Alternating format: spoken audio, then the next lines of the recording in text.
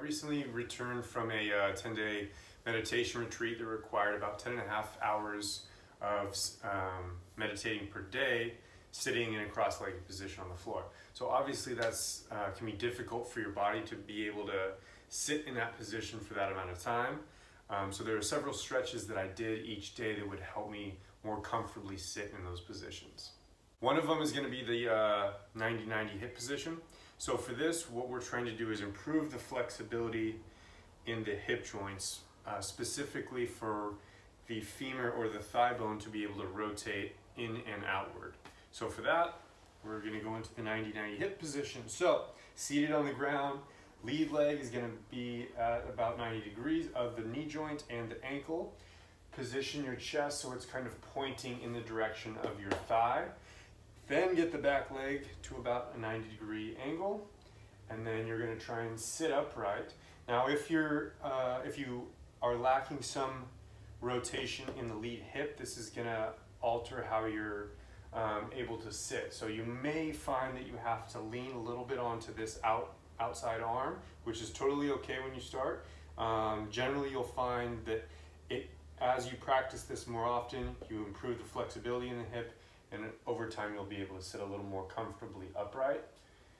The second part to that is working on the rear hip for more internal rotation. So I just kind of generally have people rotate the torso, either reach for the ankles or kind of lean backwards, trying to increase the stretch at the rear hip. The next position is basically kind of a modified Japanese sit. And for this, we're going to have the feet pointed straight. I also find it's beneficial to do what's called a toe sit, which is when you curl the toes under.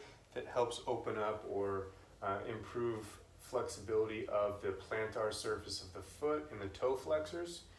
But we're going to do this variation. For this, you may find this is difficult to get into this position, or there may be some discomfort. If so, roll up a yoga mat or use a pillow or a beach towel, place it under the back of the thigh, and that will kind of make it easier to get into that position.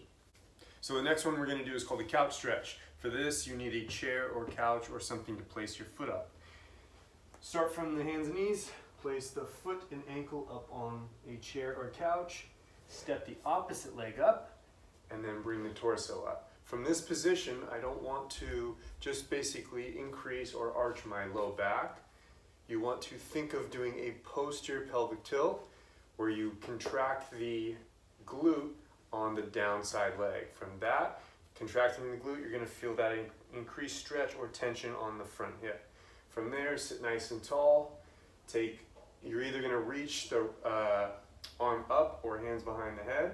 You're going to rotate away from the downside knee and then lean away from that hip.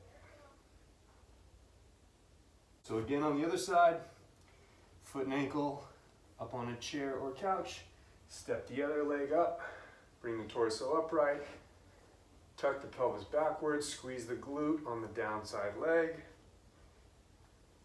reach up or hands behind the head, whichever you prefer, rotate away, and then lean away from that side.